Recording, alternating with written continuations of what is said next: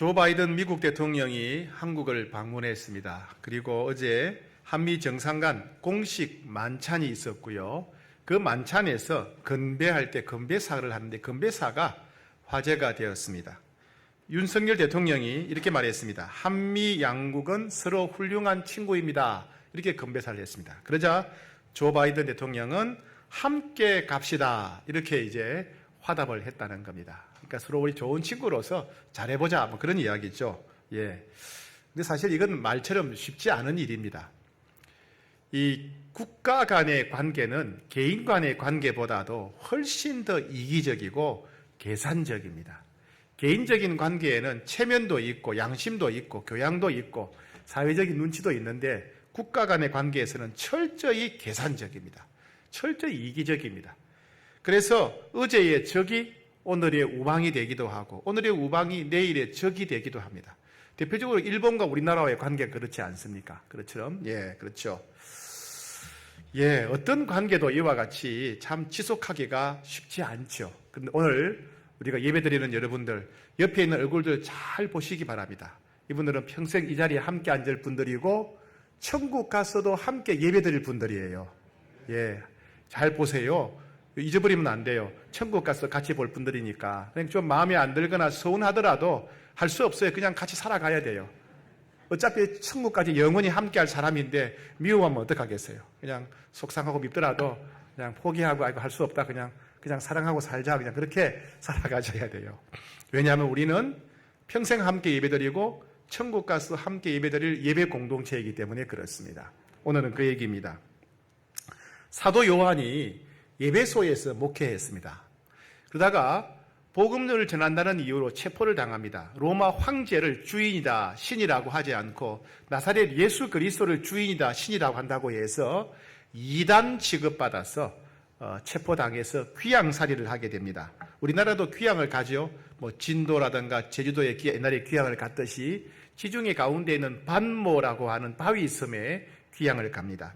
사도 바울이 아니고 사도 요한이 반모섬에서 귀양 생활을 하던 중에 성령님의 강력한 역사로 천국을 경험하게 됩니다. 그리고 기록한 것이 요한계시록입니다. 요한계시록 4장에 보면 성부 하나님을 만났다 하는 내용이고요. 요한계시록 5장은 성자 예수님, 우리를 위해서 죽으신 어린 양 예수님을 만났다는 내용이고, 그 다음에 7장은 구원받은 성도들을 만났다 하는 이야기예요. 그러니까 성부 하나님을 만나고 성자 예수님을 만나고 구원받은 성도들을 만났다 하는 그런 이야기입니다. 오늘은 7장이니까 구원받은 성도들을 만난 이야기겠죠. 사도 요한이 천국에 갔을 때 수많은 무리들이 엄청나게 많은 사람들이 모여 있는 것을 보게 됩니다. 자, 9절입니다. 9절 시작. 이 일 후에 내가 보니 각 나라와 족속과 백성과 방언에서 아무도 능히 셀 수 없는 큰 무리가 나와 흰옷을 입고 손에 종려 가지를 들고 보좌 앞과 어린 양 앞에 서서 아무도 능히 셀 수 없는 큰 무리, 아무리 세워도 다 셀 수 없는 엄청나게 많은 사람들이 왔더라는 거예요. 그 사람들을 보니까 각 나라에서 왔다. 그리고 각 족속, 여러 민족 사람들이더라. 방은 각자가 다 다른 말을 사용하더라.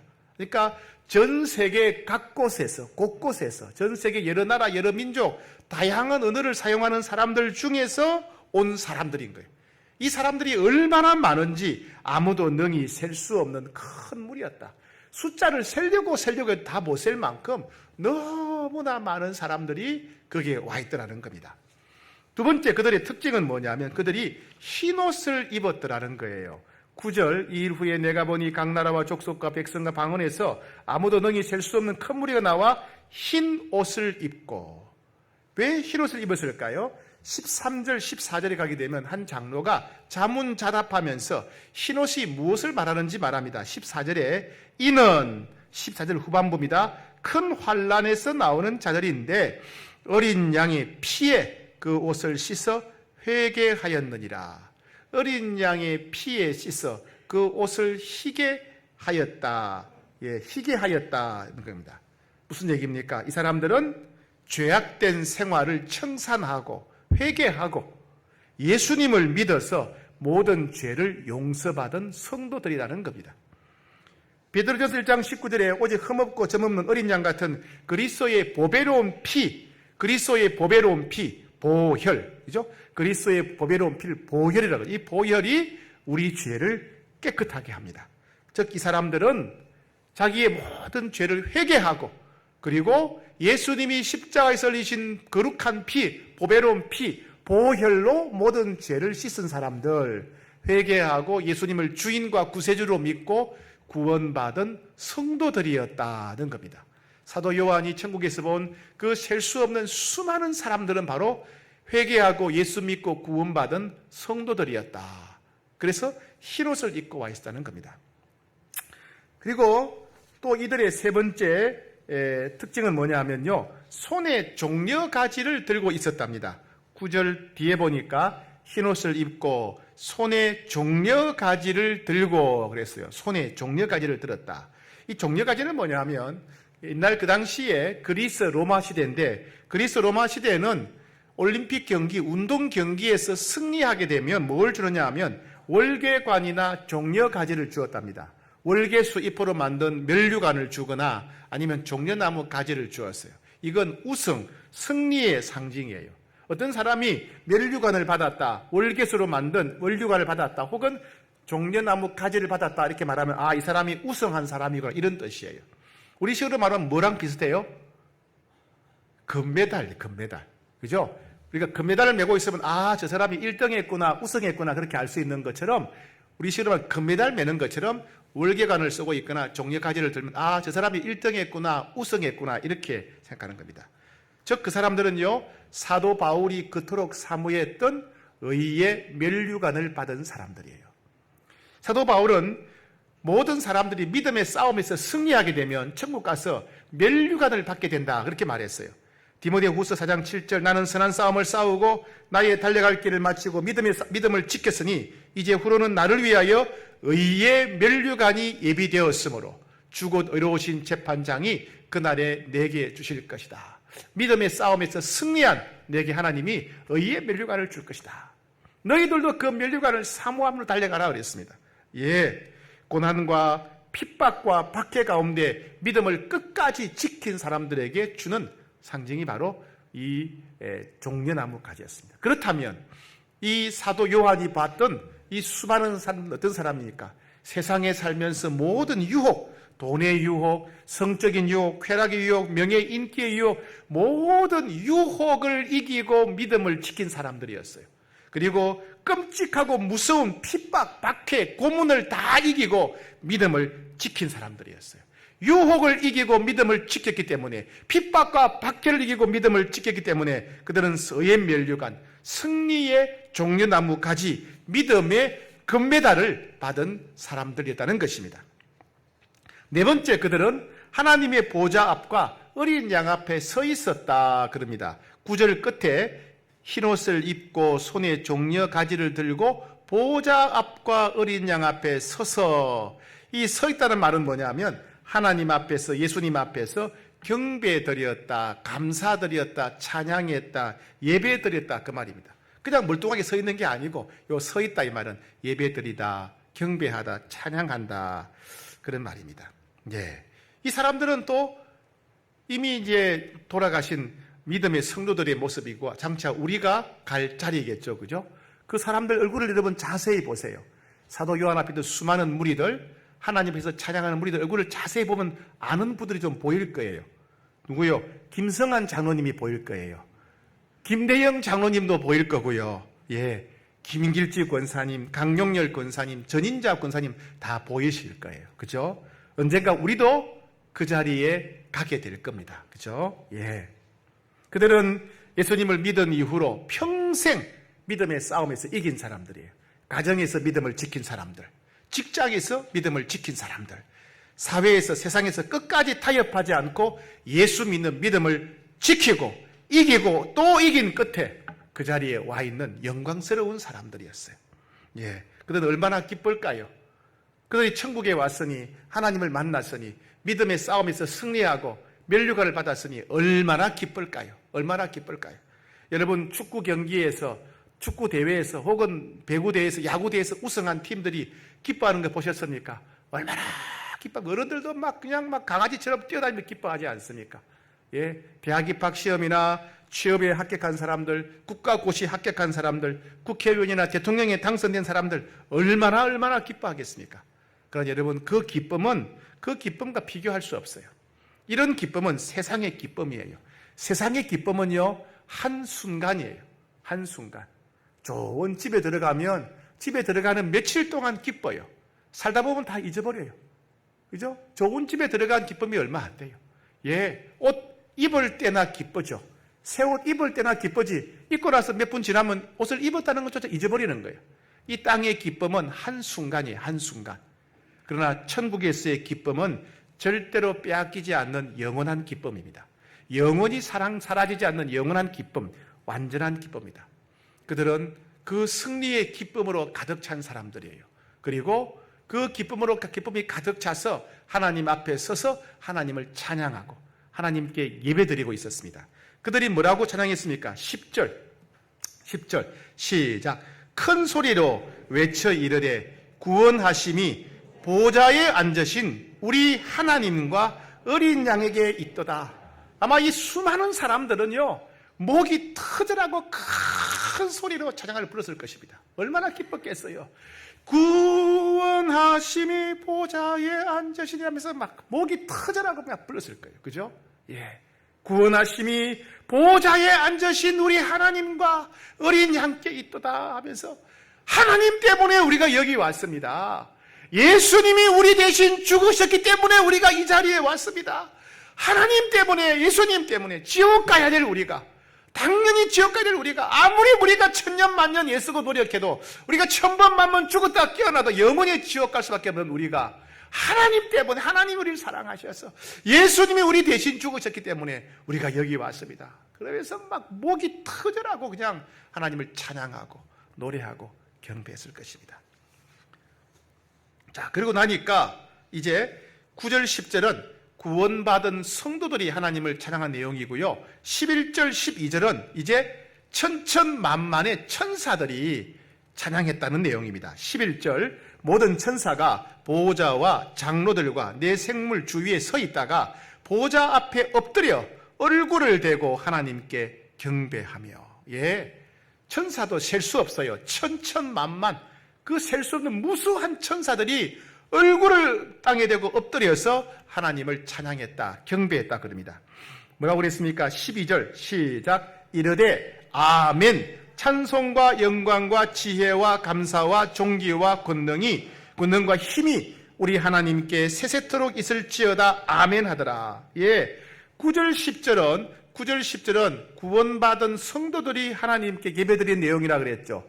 9절 10절에서 구원하심이 보호자에 앉으신 우리 하나님과 어린 양께 있도다 그랬더니 그 다음에 천사가 이어받아가지고 아멘 아멘 하고 찬송과 영광과 지혜와 감사와 존귀와 권능과 힘이 우리 하나님께 세세토록 있을지어다. 아멘. 다시 찬양하는 거예요. 여러분, 교독문 아시죠? 교독문. 교독한다는 말을 아시죠? 우리 조금 전에 성경 본문 읽을 때 저와 여러분이 한 절씩 교대로 읽었죠. 그 교대로 읽는 것을 교독한다 그래요. 교독한다. 교대로 읽는다 말입니다. 근데 이거 비슷한 것이 교창이라는 말이 있어요. 교창. 이게 신학적인 용어인데 일상에서는, 음악에서는 쓰는지 모르겠어요. 그런 말 씁니까? 교창이라는 말 써요? 아, 쓰는구나. 예, 다행이네요. 교창은 뭐냐면 노래를 교대로 부르는 거예요. 노래를. 이쪽에서 노래를 한번 부르고 끝나고 나면 이쪽에서 노래를 부르는 거예요. 그러니까 9절 10절에서는 구원받은 성도들이 하나님을 찬양했고 끝나자마자 11절 12절에서는 천천만만의 천사들이 하나님을 찬양했다는 거예요. 교창했다. 교대로 노래를 불렀다는 말입니다. 자, 그 다음에 이제 교대로 그렇게 예배드리고 찬양을 하고 나니까 15절부터 17절까지는 하나님께서 그 예배를 받으시고 하나님께 예배드린 구원받은 성도들에게 복을 주셨다 하는 내용이에요. 복을. 그러니까 9절 10절에서 구원받은 성도들이 하나님을 찬양했죠. 예배드렸죠. 하나님이 그 찬양과 예배를 받으시고 그들에게 응답으로 복을 주셨다 하는 내용이 15절 17절인데 네 가지 복을 주셨어요. 몇 가지요? 네 가지. 첫 번째는 뭐냐면 하나님이 그들과 영원히 함께 하시는 복을 주셨어요. 자, 15절입니다. 15절 시작. 그러므로 그들이 하나님의 보좌 앞에 있고 또 그의 성전에서 밤낮 하나님을 섬김에 보좌에 앉으신 이가 그들 위에 장막을 치시리니, 하나님 앞에 서 있다 이 말은 뭐냐면 이제 하나님과 얼굴을 마주보고 살아간다, 친밀하다. 하나님이 그들 위에 장막을 치신다 이 말은 하나님이 그들 가운데 집을 짓고 함께 살아가신다, 동행하신다. 그러니까 하나님과 마주보고 하나님과 함께 지극한 친밀함을 누리면서 늘 하나님과 함께 한다 그 말입니다. 여러분, 이 땅에서의 삶은 목적 없이 방황하는 삶이에요. 사람들은요, 왜 태어났는지를 몰라요. 우리는 왜 태어난지를 몰라요. 우리는 왜 사는지를 몰라요. 그냥 살고 있는 거예요. 우리는 무엇을 위해 사는지를 몰라요. 인생의 이유와 목적을 우리는 알지 못합니다. 그래서 인생은요, 살면 살수록 허무한 거예요. 살면 살수록 허무한 거예요. 그래서 전도서에서는 뭐라고 그랬습니까? 헛되고 헛되며 헛되고 헛되니 모든 것이 헛되다 그랬어요. 인생이 너무 허무하기 때문에.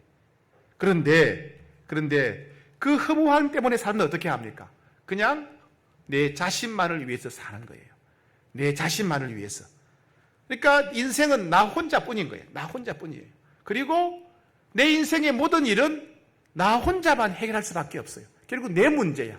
가족도 있고 친구도 있지만 결국에는 내 문제야. 내가 해결해야 돼. 그러니까 항상 사람들 마음속에는 내가 세상에 혼자라고 하는 외로움이 가득하고 내 스스로 내 혼자 문제를 해결해야 된다는 두려움, 불안이 가득한 거예요. 그래서 모든 사람들의 내면에는 외로움과 두려움과 허무함이 있어요. 허무함. 내가 왜 태어났는지, 왜 사는지, 무엇을 위해 살아야 하는지 모른다는 허무함과 그리고 모든 문제를 내가 해결해야 된다는 두려움과 외로움이 모든 사람들의 마음에는 있습니다. 그런데 천국을 가게 되면 온 세상과 우리를 만드신 하나님이 우리와 함께 하시는 거예요. 기계를 만든 사람이 제일 잘 알죠. 왜 만들었는지, 어떻게 사용해야 되는지. 우리를 만드신 하나님이 제일 잘 아십니다. 그 하나님이 항상 우리와 함께 하셔서 우리를 보호해 주시고 인도해 주시는 겁니다. 그러니 우리를 만드신 하나님이 항상 우리와 함께 하니까 천국 가게 되면 허무함이라는 게 없어요. 외로움이라는 게 없어요. 두려움이라는 것이 없습니다. 영원한 기쁨이 충만하게 된다는 겁니다. 우리가 천국 가게 되면 영원한 기쁨, 행복을 누리며 살게 된다는 겁니다. 두 번째, 예배에 응답하시는 하나님께서 예배드린 성도들에게 주신 두 번째 복은 뭐냐면 모든 육체적인 고통이 사라지고 평강을 주신다는 겁니다. 16절 같이 읽겠습니다. 시작. 그들이 다시는 줄이지도 아니하며 목마르지도 아니하고 해나 아무 뜨거운 기운에 상하지도 아니하리니. 1차적으로는 박해가 없다는 것입니다. 이 줄인단 말은 밥을 굶기는 박해, 그리고 목말라 물을 주지 않고 목이 타서 죽게 만드는 박해, 뜨거운 햇볕에서 놓인 박해, 그리고 뜨거운 기운은 뭐냐면 장작 위에 사람을 화형시키는 태우는 박해, 그런 박해를 당하지 않는다. 고통이 사라진다는 말입니다. 쉽게 말해서 다르게 말하면 모든 육체적인 고통이 사라진다. 왜요? 천국 가면 하나님이 우리의 모든 육체적인 질병과 상처를 치료해 주시고 영원토록 강건하게 하신다. 진정한 평강을 누리게 하신다는 겁니다. 세 번째, 예배드린 성도들에게 주신 하나님의 세 번째 선물입니다. 모든 눈물을 닦아주시고 기쁨을 주신다는 겁니다. 17절 끝에 보게 되면 하나님께서 그들의 눈에서 모든 눈물을 씻어주시며 주실 것이다. 예, 여러분 16절은 육체적인 고통에서 해방시켜 주신다는 말이에요. 근데 17절 끝에 눈물 닦아주신다는 말은 마음의 고통에서 우리를 해방시켜 주신다는 말입니다. 괴로움이나 슬픔이나 우울함이나 또 외로움이나 거절감, 모든 마음의 괴로움, 마음의 고통에서 해방시켜 주신다는 겁니다. 육체적인 고통도 참 힘들지만은 육체적인 고통보다 더 힘든 게 마음의 고통이죠. 아무리 몸이 건강해도 마음이 괴로우면 인생이 힘든 거예요. 그죠? 하나님께서 예배에 참석한 성도들에게 눈물 닦아주신다. 즉 모든 마음의 고통을 치료해 주시고 기쁨과 평강을 부어주신다. 그 말입니다. 마지막 네 번째 복은 뭐냐면 영원한 생명을 주신다는 복입니다. 17절 같이 읽겠습니다. 시작. 이는 보좌 가운데에 계신 어린 양이 그들의 목자가 되사 생명수 샘으로 인도하시고 하나님께서 그들의 눈에서 모든 눈물을 씻으실 것입니다. 예수님께서 우리에게 생명수 샘을 주시다. 이 생명수는 뭐냐면 생명의 샘, 즉 영생을 얻게 하는 샘물입니다. 즉 구원받은 성도들이 하나님을 찬양하자 하나님은 그 예배를 받으시고 그들에게 네 번째 복은 뭐입니까? 영생의 복을 주신다. 영생의 복. 그래서 구원받은 성도들은 이제 더 이상 죽음을 두려워할 필요가 없습니다. 구원받은 성도들은 질병이나 사고나 전쟁을 두려워할 필요가 없어요. 왜? 이 땅에서 죽어도 천국에서 예수님 주시는 영생을 누리기 때문에 그렇습니다. 이와 같이 사도 요한은 천국에 가서 놀라운 경험을 했습니다. 첫 번째는 전 세계 각 나라 모든 민족에서 구원받은 성도들이 흰 옷을 입고 종려나무 가지를 들고 하나님을 찬양하는 장면을 봤고요. 두 번째는 천천만만의 천사들이 하나님을 찬양하는 장면을 봤고, 세 번째는 하나님께서 그 예배, 그 찬양을 받으시고 예배드린 구원받은 성도들에게 네 가지 복을 주시는 것을 보았습니다. 이와 같이 성령님은 사도 요한에게 구원받은 성도들이 하나님께 예배드리는 장면을 보여주었고, 두 번째는 예배를 받으신 성도님들이 구원받은 성도들, 예배드리는 성도들에게 복을 베푸시는 것, 네 가지 복을 주시는 것, 크게 두 가지를 본 거예요. 그죠? 두 가지를 보여주신 거예요. 그렇다면 여러분, 성령님이 왜 사도 요한에게 천국에 볼 것이 참 많을 텐데 왜 이것을 보여주실까요? 여러분, 천국 궁금하지 않습니까? 천국에서는 어떤 집에 살지, 천국에서는 뭘 먹는지, 천국에서 화장실 가는지, 천국에서는 경치가 얼마나 아름다운지, 천국에서는 하루 종일 뭘 하는지 안 궁금하세요? 너무 궁금하잖아요. 그죠? 그런 것을 안 보여주고 왜 두 가지 천국의 성도들이 하나님께 예배드리는 장면, 하나님께서 예배드린 성도들에게 네 가지 복을 주시는 장면, 왜 이 두 가지만 보여주셨을까요?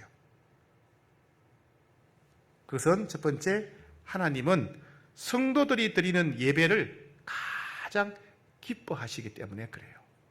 예배를 가장 기뻐하시기 때문에. 아까도 우리 진석이가 군대 간다고 기도를 받았는데, 여러분, 군대 갔던 아들이 첫 휴가 나왔을 때 부모님들과 친구들이 물어보지요. 뭐라고 묻습니까? 뭐 하고 싶니? 뭐 먹고 싶니? 이렇게 물어보잖아요. 그죠? 제일 하고 싶은 게 뭐냐 물어보죠. 우리 배경종 사람방의 박철호 집사님은 회사 일로 사우디아라비아에 몇 년 동안 파견 근무를 하고 있어요. 그 파견 근무 갔다가 이제 휴가를 얻어서 오겠죠? 박철호 집사님이 한국에 오게 되면 부인, 아내 된 권여진 집사님은 물어볼 겁니다. 여보, 뭘 하고 싶으세요? 뭘 제일 먹고 싶으세요? 물어보지 않겠습니까? 그죠? 예. 우리가 하나님께 예배를 드리는 것은 뭐냐면 하나님을 향한 사랑의 고백이고 감사의 고백입니다. 예배란 하나님을 향한 감사의 고백이고 사랑의 고백입니다. 하나님은 이것을 가장 원하시고 기뻐하신다는 거예요. 휴가 나온 사람이 짜장면 제일 먹고 싶어 하듯이 하나님이 우리 구원받은 성도들을 만나셨을 때 우리에게 가장 원하시고 기대하시는 것이 하나님을 향한 감사의 고백, 사랑의 고백이라는 겁니다. 우리가 누군가를 진심으로 뜨겁게 사랑하게 되면, 내가 누군가를 사랑하게 되면 그 사람이 나도 사랑한다고 고백하기를 원해요. 그런 거 아세요? 너무 옛날 이야기예요? 사랑이 식어버렸어요?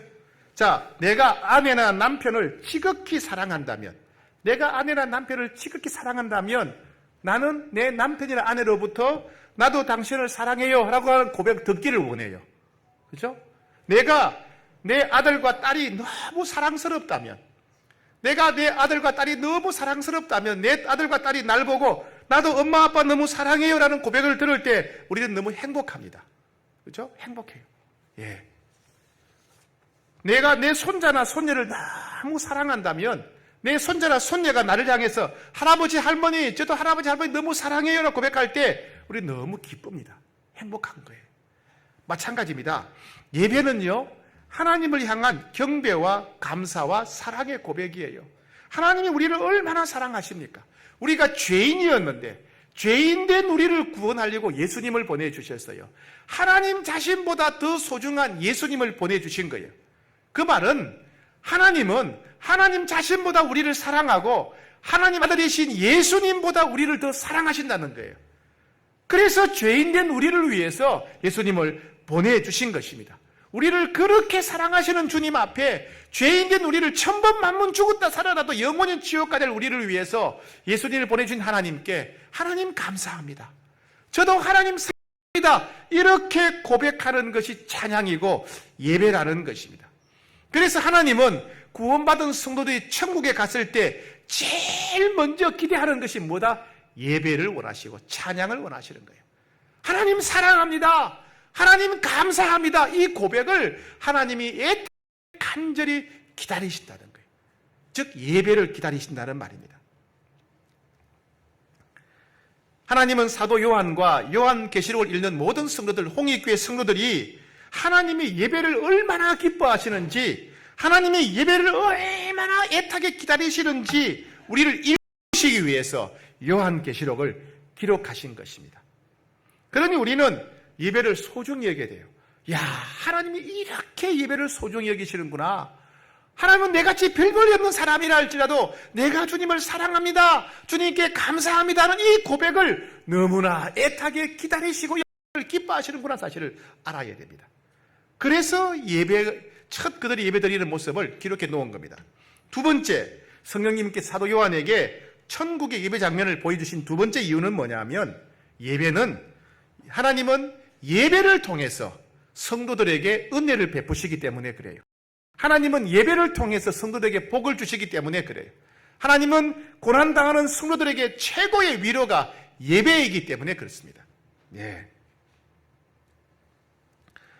9절 10절은 구원받은 성도들이 하나님께 예배드리는 모습이고, 11절 12절은 천사들이 예배드리는 모습이고, 15절은 하나님께서 구원받은 성도들이 드리는 예배에 대한 응답으로서 구원받은 성도들에게 네 가지 은혜를 베푸시는 장면이에요. 여러분, 예배는요 일방적이지 않고 쌍방적입니다. 무슨 말이냐 하면, 우리가 하나님께 예배를 드리면 하나님은 그 예배를 받으시고 입을 싹 닦는 게 아니라 우리들에게 복을 베풀어 주신다, 은혜를 베풀어 주신다는 게 15절 17절의 말씀이에요. 예배는 쌍방적이고 상호적이에요. 예배는 우리가 하나님을 기쁘시게 드리는 것, 하나님을 향한 감사와 사랑의 표현이라면, 또한 예배는 우리가 예배 드릴 때 하나님은 우리에게 가장 좋은 것을 우리에게 베푸시는 시간이에요. 우리에게 은혜를 베푸시는 시간, 복을 베푸시는 시간입니다. 이 사실은 그 당시 끔찍한 박해를 당하고 있던 성도들에게는 굉장히 위로가 되었던 말씀이에요. 사도 요한이 천국을 경험하고 있을 때, 그 당시에는 전 세계가 기독교 박해에 대해 박해로 인해서 큰 고통을 겪고 있을 때입니다. 당시 로마 황제가 도미티안 황제인데, 도미티안 황제는 로마 제국 곳곳에서 기독교인들을 철저히 짓밟았습니다. 기독교인들은 로마 황제를 신이라고 부르지 않는다, 주인으로 모시지 않는다고 해서 나사렛 예수를 신과 주인으로 모신다고 해서 이단 취급받고 끔찍한 박해를 당했습니다. 칼이나 창으로 사람을 죽였습니다. 음식을 주지 않고 굶겨 죽이거나, 광야에서 묶어놓고 물을 주지 않아 목이 타서 죽게 만들거나, 예수님처럼 십자가에 못 박아 죽였습니다. 큰 솥이나 물이나 기름을 끓인 다음에 그 속에 그리스도인을 던져 넣었습니다. 장작 더미 위에 놓고 불을 질러 죽였습니다. 사자나 표범들을 며칠간 굶긴 다음에 기독교인들을 잡아먹게 만들었습니다. 팔과 다리와 머리에 밧줄을 묶은 다음에 말이나 노새가 잡아당기기 위해서 죽였습니다. 성도들은 이런 끔찍한 핍박과 박해를 당하면서 언제까지 이 박해가 계속될까? 하나님이 살아계신데 왜 박해가 계속될까? 마음이 너무나 혼란스러웠습니다. 그때 하나님은 사도 요한을 통해서 사랑하는 성도들에게 이렇게 말씀하신 것입니다. 사랑하는 성도들아, 이것이 끝이 아니란다. 저 사람들은 너희들의 육체는 죽일 수 있지만 영혼은 죽일 수 없다. 너희가 어떻게 죽임을 당하든지 간에 너희는 즉시 부활할 것이고 나와 함께 있게 될 것이다. 너희들의 눈물을 닦아줄 것이며 상처를 치료해 줄 것이다. 영원히 너희와 함께 할 것이며 너희들에게 완전한 평강과 기쁨을 영원히 줄 것이다. 그러니 끝까지 포기하지 말고 믿음을 지켜야 된다. 이렇게 말씀하시는 것입니다.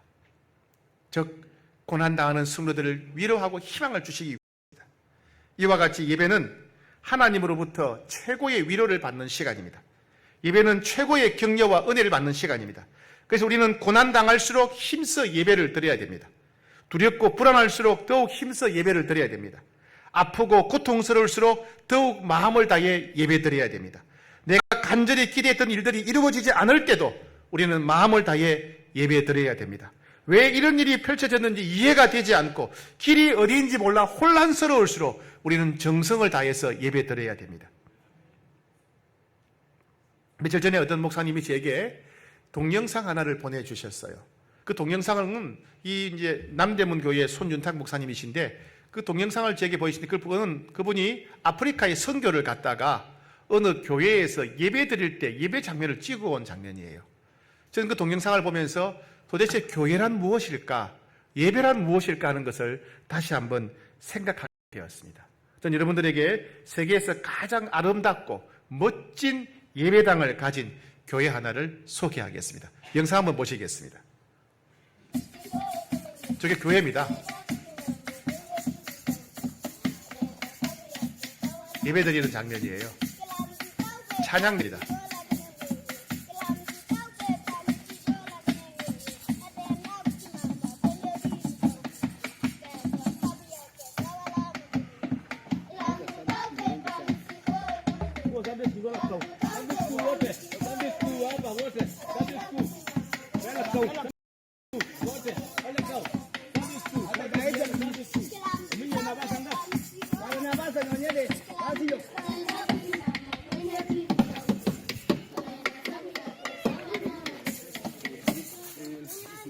네, 여기까지 하겠습니다. 네.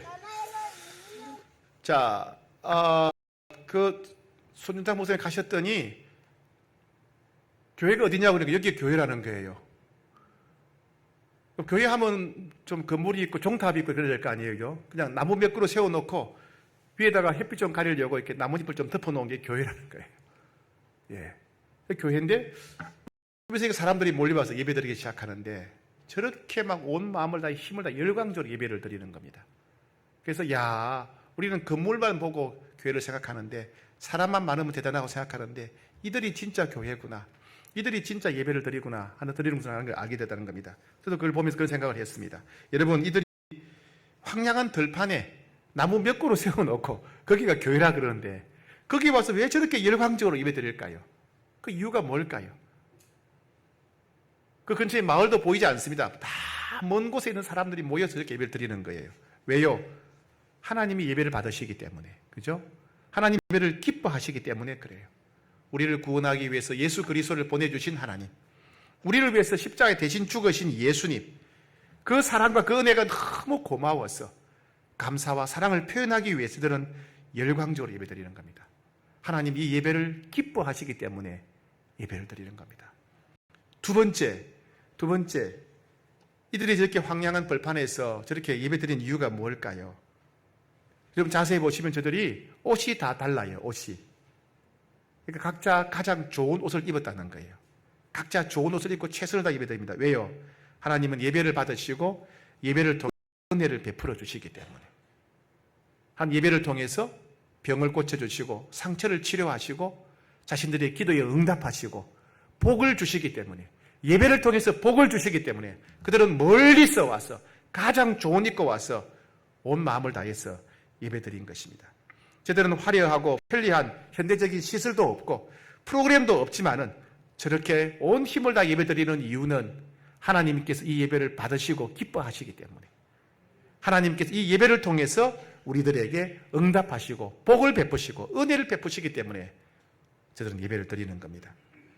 여러분, 우리가 드리는 예배는 장차 천국에서 드릴 영적 예배, 천국에서 드릴 예배의 예행 연습이라고 할 수 있겠습니다. 그렇죠? 예. 단순히 연습이 아니라 지금 이 예배도 하나님이 기쁘게 받으십니다.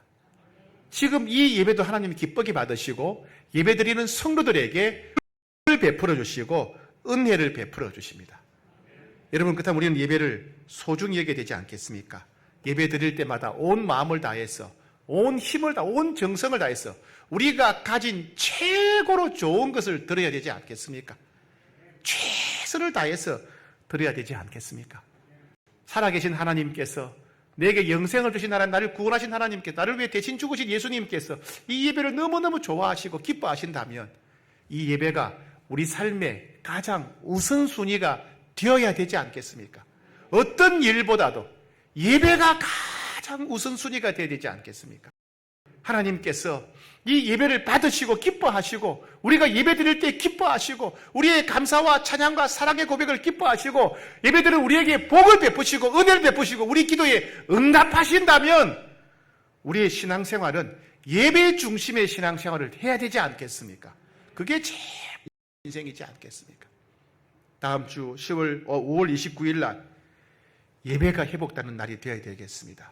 홍익의 모든 권속들이 예배를 가장 중요하게 여기고 예배를 삶의 우선순위에 놓고 그리고 평생 우리의 최고의 것을 최선을 다해서 하나님께 올려드리기로 결단하는 그런 날이